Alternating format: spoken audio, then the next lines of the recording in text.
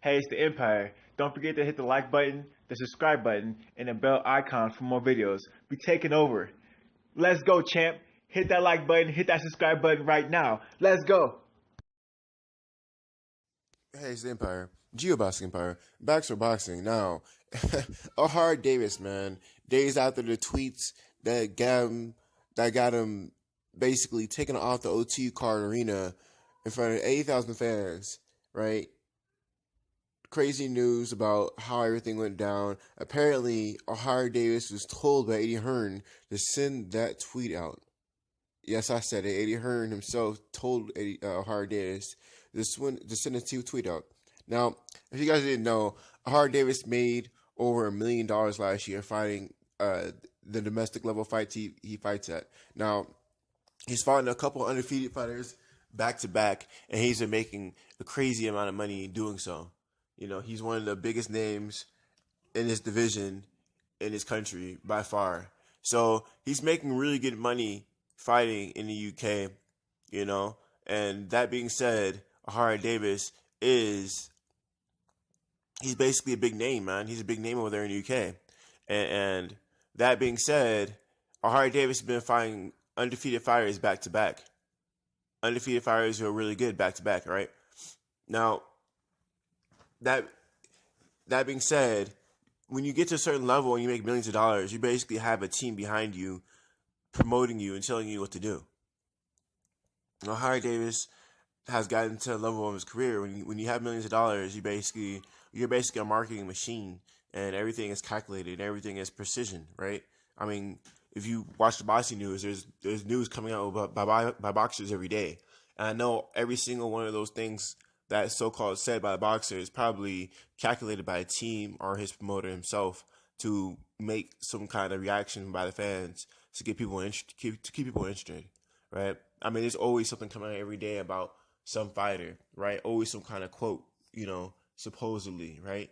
So I sort of believe Ohara Davis. I think that everything he did was not his words directly, or at least if they were his words, they were told by him to say it to hype the fight up.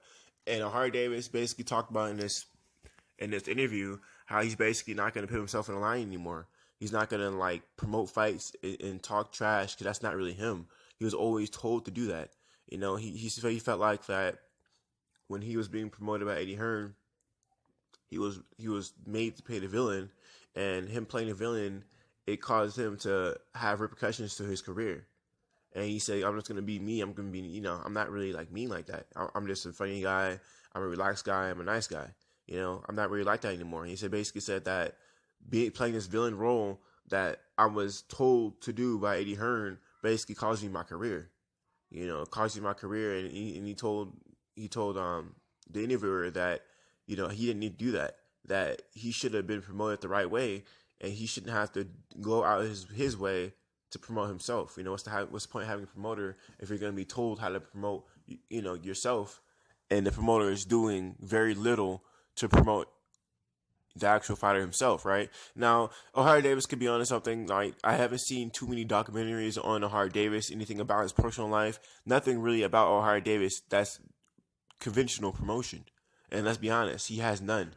I can't link you to one video that actually talks about Ohara Davis' personal life and like upbringing. Usually that's like the first thing fighters go to is how this guy grew up, his beginnings, what he does for fun, like basic things like that. What made him hungry, what made him fall in love with boxing, things like that. That hasn't even been done for Ohara Davis, and he's been fighting top opposition. He's one of the biggest names, and the only reason why he did it is basically self promotion.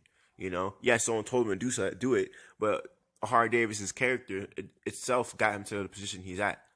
So basically, Ohara Davis left Eddie Hearn and basically left Matchroom Boxing, and he basically went with I believe he went MTK Promotions. I believe, correct me if I'm wrong, but he went with the promotion companies that promotes Carl Frampton and Tyson Fury. That's the promotion company he went to pursue his career. So, Ohara Davis would be okay, but I do have a feeling that Eddie Hearn could actually put some money into Ohara Davis and actually promote him with conventional means instead of just having him talk trash on Twitter and Facebook and Instagram and all that stuff, to actually promote the fight right. and instead of having him talk trash.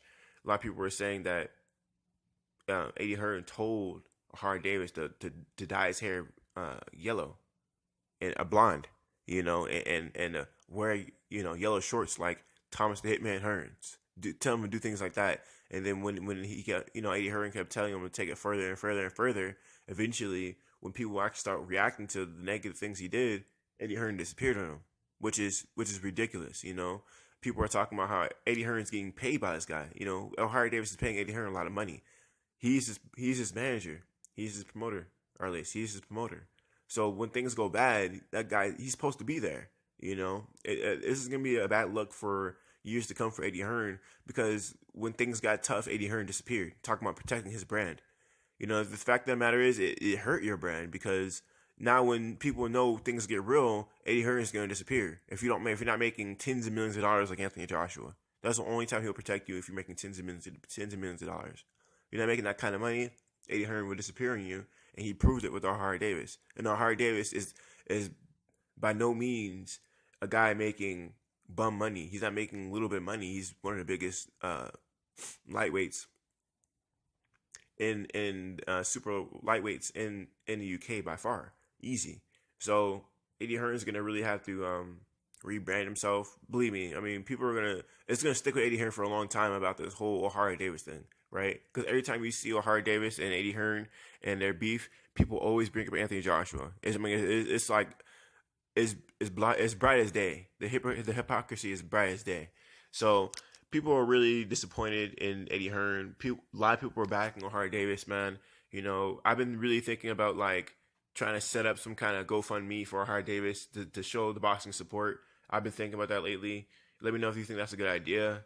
Because I mean, the way they did him was so messed up, man. It was so messed up. I mean, he really needs to go after these people for the things they said about him. In my opinion, I would sue Eddie Hearn for a breach of contract or something, because he can't just get paid and then when things hit the fan, you turn your back on your fighter. He got paid for a service and Ohara Davies didn't get it. So right there, you can sue him right there, and then you can sue Eddie Hearn for slander, because he to this day he's saying that that Ohara Davies shouldn't say those things. And if Ohara Davies was actually telling the truth about Eddie Hearn telling him to say those things, you could sue him right there, because you could be like, hey, you're saying I shouldn't have said this and that, but you told me to say it in the first place. So that could be slander right there, like lying about how he said it and who told him to say it. Eddie Hearn would have you believe that Ohara Davies did it on his own behalf, but the way Ohara Davies tells it, Eddie Hearn told him to do it. So I would sue Eddie Hearn. I'd be suing a lot of newspaper companies, and I'll definitely sue Tony Bellew, who turned his back on Ohara Davies, and he later tried to turn around and recorrect himself, but he still slandered him. I'd sue him too, because he's from Liverpool, I believe. So, Ohara Davies, man, he should be really trying to sue these so-called elite talents in boxing, the promoters and the fighters who and the smaller guys who actually lashed out on them too, for slander. I'll be suing everybody. That's what I do if I were Ohara Davies, man. He really needs to lawyer up. There needs to be some kind of example made by the media, and so this doesn't happen again. You can't just start, bashing anyone because of false information and misinformation and false outrage. So let me know how you guys feel about it. Ohara Davies said Eddie Hearn told him to say these things. He signed a new promotion company, and it's looking like his career is going to be back on the road, man. Let me know how you guys feel about it.